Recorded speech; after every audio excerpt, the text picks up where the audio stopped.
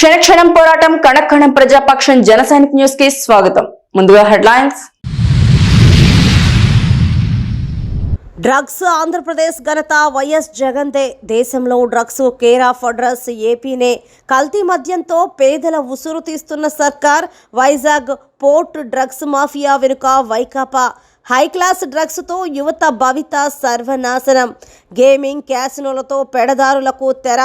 ఎర్రచందనం పుష్పరాజులు వైకాపా నేతలే. తీవ్ర స్థాయిలో రెచ్చిపోయిన ఆర్జే వెంకటేష్.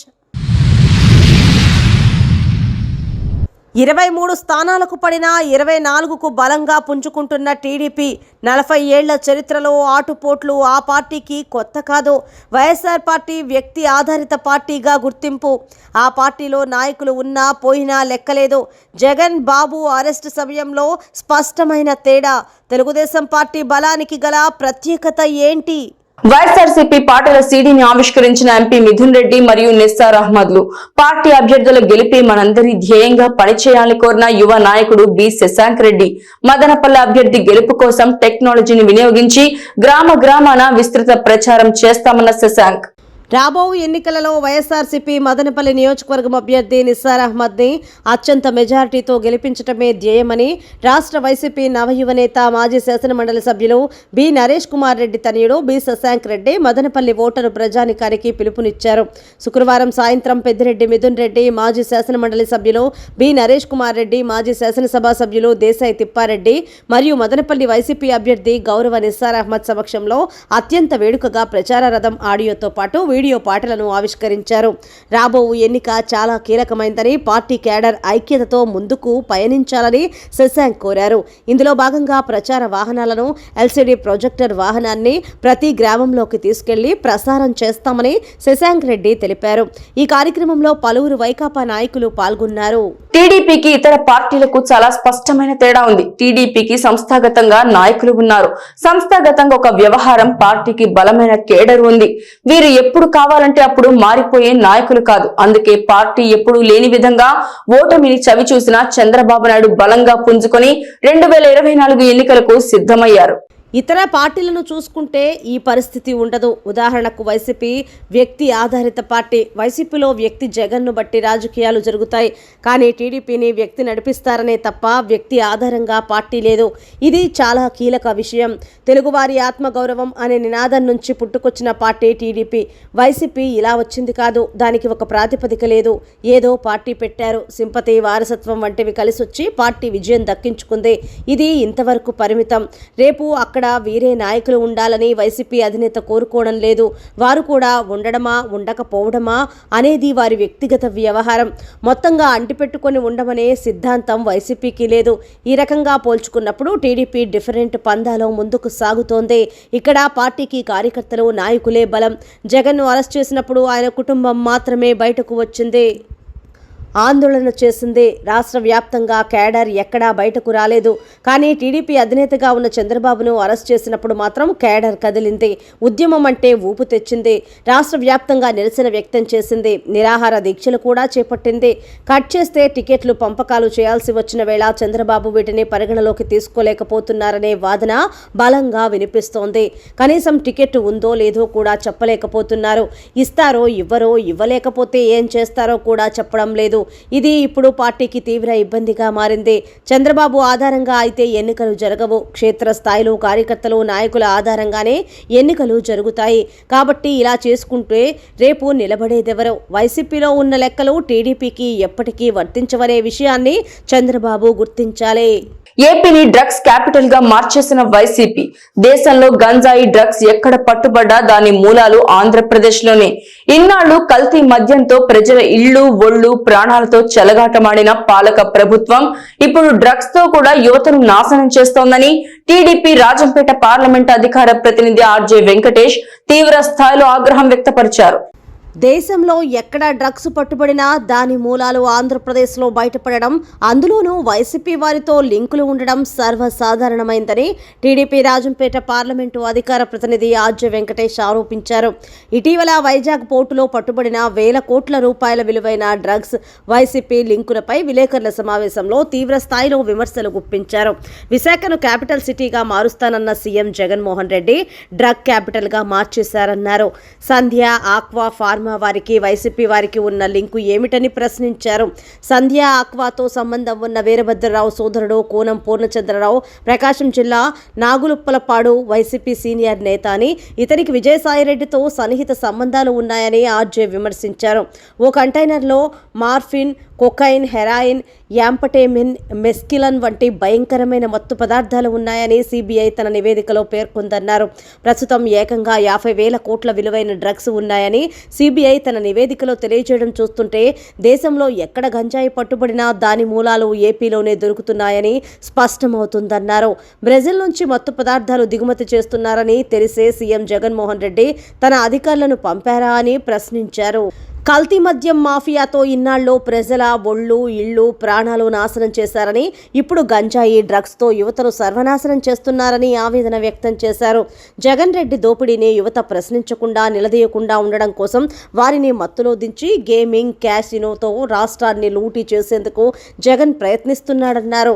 డ్రగ్స్ కుంభకోణం వెనుక తాడేపల్లి ప్యాలెస్ హస్తం ఉందని, అందుకే వైసీపీ నేతలు టీడీపీ వారిపై బురద జల్లే విధంగా తీవ్రంగా స్పందిస్తున్నారన్నారు. విశాఖ కేంద్రంగా డ్రగ్స్ మాఫియాను రాష్ట్ర వ్యాప్తంగా విస్తరించే ప్రయత్నం చేస్తున్నారని, విశాఖకు మకాం మారుస్తున్నారని సీఎం జగన్మోహన్ రెడ్డి చెప్పడం డ్రగ్స్ భూకబ్జాల కోసమేనని ప్రజలు అర్థం చేసుకోవాలన్నారు. ప్రపంచంలో ఎక్కడా దొరకని ఎర్రచందనం నల్లమల అడవులలో, తిరుపతి పరిసరాలలో దొరుకుతుందని, దానిని వైసీపీ గ్యాంగ్ తరలించి సొమ్ము చేసుకుని ఎన్నికలలో ఖర్చు పెడుతుందని ఆరోపించారు. అన్నపూర్ణ లాంటి ఆంధ్రప్రదేశ్ను వైకాపా ప్రభుత్వం వచ్చాక డ్రగ్స్ ఆంధ్రగా మార్చేసిందని, వచ్చే ఎన్నికల్లో ప్రజలు వైసీపీకి బుద్ధి చెప్పాలని పిలుపునిచ్చారు. ఈ సమావేశంలో టీడీపీ నాయకులు అన్వర్ బాషా, ప్రతాప్, నవీన్ చౌదరి, రాజన్న, రెడ్డప్ప తదితరులు పాల్గొన్నారు. విశాఖపట్నం కేంద్రంగా అక్కడి నుండి భారతదేశంలోని వివిధ రాష్ట్రాలకు ఎగుమతి చేస్తున్నారు. భారతదేశంలో ఏ రాష్ట్రంలో దొరికినా ఆ గంజాయి మన ఏజెన్సీ ప్రాంతం నుండి వస్తూ ఉంది. ఈ విధంగా గంజాయి పండించే రాష్ట్రంగా ఆంధ్రప్రదేశ్ చరిత్రలోకి వచ్చేసింది. ఇప్పుడు విశాఖపట్నంలో డ్రగ్స్ దొరికింది. దాదాపుగా కొకైన్ 25,000 కేజీలు, 25,000 కేజీలు, 50,000 కోట్ల రూపాయలు, 50,000 కోట్ల రూపాయలు విలువ చేసే డ్రగ్స్ని ఈరోజు పట్టేశారు. అది కూడా ఇంటర్పోల్ సహకారంతో వాళ్ళు ఒక ఇన్ఫర్మేషన్ ఇస్తే ఇక్కడ విశాఖపట్నంలో సిబిఐ వాళ్ళు తనిఖీలు చేసి దాన్ని రెడ్ హ్యాండెడ్గా పట్టుకోవడం జరిగింది. ఆ పట్టుకున్న క్రమంలో అది ఎవరిదంటే మూలాలు వైసీపీకి చెందిన విజయసాయిరెడ్డి నుండి వస్తున్నాయి. విజయసాయిరెడ్డి బినామీ ప్రకాశం జిల్లా నాగూర్పాడుకు చెందిన వ్యక్తి సంధ్య ఆక్వాకు సంబంధించిన పేరుతో కంటైనర్లో దిగుమతి అయింది ఆ డ్రగ్స్ అంతా. అప్పుడు ఈ తనిఖీ చేసే క్రమంలో డాగ్ స్క్వాడ్ పంపమని చెప్పి సిబిఐ వాళ్ళు చెప్తే సాక్షాత్తు ఒక పోలీస్ కమిషనర్ అక్కడ పోయి అడ్డుపడడం, వాటిని తనిఖీలు చేసుకోకుండా అడ్డుకోవడం, వైసీపీ నాయకులు వర్షం వస్తామంది ఇప్పుడు కంటైనర్ తీయకూడదు అని చెప్పి వాళ్ళ మీద దౌర్జన్యం చేయడాన్ని సాక్షాత్తు సిబిఐ వాళ్ళు ఎఫ్ఐఆర్లో నమోదు చేశారు. ఈ విధంగా డ్రగ్స్ ఫస్ట్ టైం ఇప్పుడు ఇక్కడ దొరికింది. ఎందుకంటే ఎన్నికలు కూడా ఉంది కాబట్టి అధికారులు నిక్కచ్చిగా కొంతమేరకు పనిచేశారు కాబట్టి ఈరోజు అక్కడ కంటైనర్లో 50,000 కోట్ల రూపాయలు విలువ చేసే డ్రగ్స్ దొరికినాయి. ఇప్పుడు గతంలో ఇంకా ఎన్ని చేసినారు ఈ విధంగా ప్రభుత్వ అధికారులను అడ్డం పెట్టుకొని, వ్యవస్థలను అడ్డం పెట్టుకొని ఎన్ని కంటైనర్లు ఇక్కడ ఈ విధంగా దించి యువతను, ముఖ్యంగా భారతదేశంలో యువతను నాశనం చేశారు, పెడదారి పట్టిస్తున్నారు ఈ వైసీపీ వాళ్ళు అని చెప్పి మేము ప్రశ్నిస్తాం. పైగా మళ్ళీ బుకాయిస్తున్నారు. అవి తెలుగుదేశం వాళ్ళని, బీజేపీ వాళ్ళని బుకాయిస్తున్నారు. క్లియర్ కట్గా సంధ్య ఆక్వా యజమాని విజయసాయిరెడ్డి గారితో ఉన్న ఫోటోలు విడుదల చేస్తే కూడా ఇంకా ఇప్పుడే చెప్తున్నారు బాబాయ్ హత్య చేసేసి నారాసుర చేత రక్త చేతులు అని చెప్పారే, ఆ విధంగా కోడికత్తి సీనును డ్రామా ఆడిచ్చే చంద్రబాబు నాయుడు చంపించాలని చెప్పినాడే, ఆ విధంగా దీన్ని కూడా బుకాయింపు చేసే కార్యక్రమాలు చేస్తున్నారు. వీటంతా ప్రజలందరూ గమనిస్తున్నారు. ఇకనైనా ఈ వైసీపీ వాళ్ళు బుద్ధి తెచ్చుకుని ప్రజా సంక్షేమాన్ని ఎటు మీరు పాటుపడలేదు. మీకు ఇక 50 రోజులు మాత్రమే సమయం ఉంది, ఇంటికి వెళ్ళిపోయే ఇక తప్పనిసరిగా పోతారు. ప్రజలంతా కూడా ఈ విషయాలు గమనించి ఈ ఆంధ్రప్రదేశ్ని కాపాడుకోవడానికి వచ్చే ఎన్నికలలో తెలుగుదేశం పార్టీ, జనసేన, బీజేపీ ఉమ్మడి అభ్యర్థులను గెలిపించాలని చెప్పి మనస్ఫూర్తిగా కోరుకుంటూ అవకాశం ఇచ్చినందుకు అందరికీ హోలీ పండుగ ఆదివారం జరుపుకోవాలా, సోమవారం జరుపుకోవాలా అనే దానిపై పండితులు స్పష్టతనిచ్చారు. ప్రతి ఏడాది ఫాల్గుణం శుక్లపక్షం పౌర్ణమి రోజున హోలీని జరుపుకుంటారు. దృక్ పంచాంగం ప్రకారం ఆదివారం మార్చి 24 ఉదయం 9:54 నుండి 25 ఉదయం వరకు పౌర్ణమి తిథి ఉంది. అందుకే మార్చి 24 లేదా మార్చి 25న ఉదయం కూడా హోలీ జరుపుకోవచ్చని స్పష్టం చేశారు.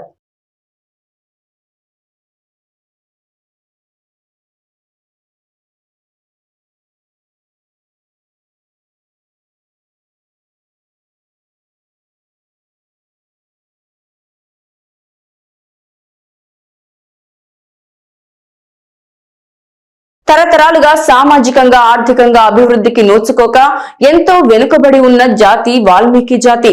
తమకున్న ఎస్టీ రిజర్వేషన్ ను కుట్ర, కుతంత్ర, కుటిల స్వార్థ రాజకీయాలతో విభజించారు. ఒకే రాష్ట్రంలో వాల్మీకులు 2 తెగలుగా ఉండడం అత్యంత దారుణం. దీనిపై ఎడతెగని పోరాటమే శంఖారావ సమరమని పొదల నరసింహులు ఆగ్రహం వ్యక్తపరిచారు. ఉమ్మడి ఆంధ్రప్రదేశ్లోని 5 జిల్లాల్లో ఎస్టీగా, మిగిలిన 8 జిల్లాల్లో బీసీ ఏ తెగలో చేర్చి వాల్మీకుల గొంతు కోశారని సంఘ నేతలు ఆవేదన వ్యక్తం చేశారు. రేపు మదనపల్లిలో నిర్వహిస్తున్న వాల్మీకుల శంఖారావ సభకు ఆహ్వానం పలుకుతూ గ్రామాల్లో విస్తృతంగా పర్యటించారు. రాజకీయంగా అవకాశాలు కల్పించక వారిని అణచివేస్తున్నారని మండిపడ్డారు. కులవృత్తి లేని వాల్మీకులను వారి స్వలాభాల కోసం ఉపయోగించుకుంటూ తీరని నష్టం కలిగిస్తున్నారని ఆరోపించారు. అయితే దశాబ్దాల కాలంగా కుల సంఘాలు ఐక్యంగా అనేక ఉద్యమాలు చేస్తుంటే ఈ ఉద్యమాలను నీరుకార్చే ప్రయత్నం చేస్తూ వెనక ఉండి చీల్చే ప్రయత్నాలు చేస్తున్నారని విమర్శించారు. తమలో తమకి వర్గాలుగా విడగొట్టి వాళ్ల పబ్బం గడుపుతున్నారన్నారు. అయితే ఇలాంటి క్లిష్ట సమయంలో జాతి మేల్కోవాల్సి ఉందని పొదలా కోరారు.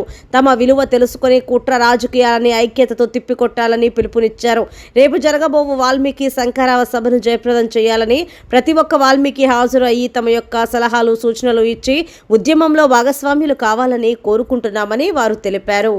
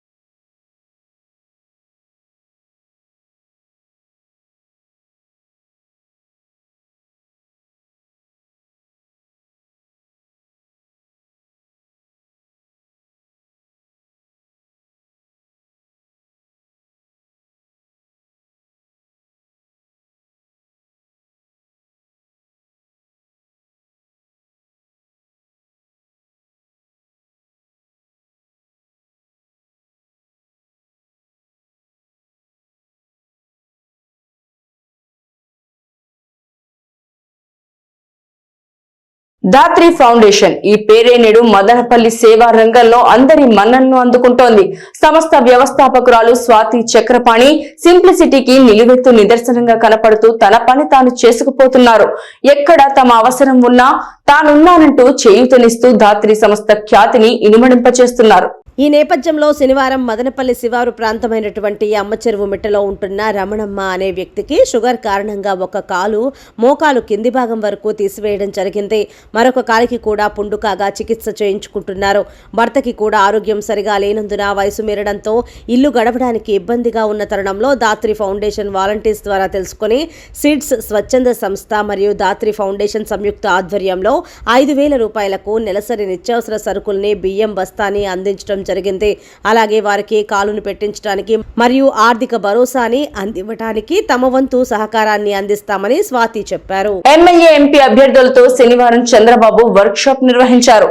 ఈ వర్క్ షాప్ కు మదనపల్లె ఎమ్మెల్యే అభ్యర్థి షాజహాన్ బాషా, తంబళ్లపల్లె అభ్యర్థి జయచంద్రారెడ్డిలు ఈ సమావేశానికి హాజరయ్యారు. వచ్చే 50 రోజుల ఎన్నికల ప్రణాళికపై టీడీపీ ఎమ్మెల్యే, ఎంపీ అభ్యర్థులకు దిశానిర్దేశం చేసేందుకు చంద్రబాబు వర్క్షాప్ నిర్వహించారు. విజయవాడలోని A1 కన్వెన్షన్ సెంటర్లో జరిగిన ఈ కార్యక్రమానికి బీజేపీ, జనసేన నేతలు కూడా హాజరయ్యారు. ఎన్నికల నియమావళి, పోల్ మేనేజ్మెంట్, అభ్యర్థులకు ఉండే హక్కులు, ప్రచారం, నామినేషన్ల దాఖలు సమయంలో తీసుకోవాల్సిన జాగ్రత్తలపై చంద్రబాబు సూచనలు చేశారు. క్షణక్షణం పోరాటం, కణక్షణం ప్రజాపక్షం. జన సైనిక్ న్యూస్ ఇంతటితో సమాప్తం. తిరిగి రేపటి బులెటిన్ లో మళ్ళీ కలుసుకుందాం. అంతవరకు సెలవు, నమస్కారం.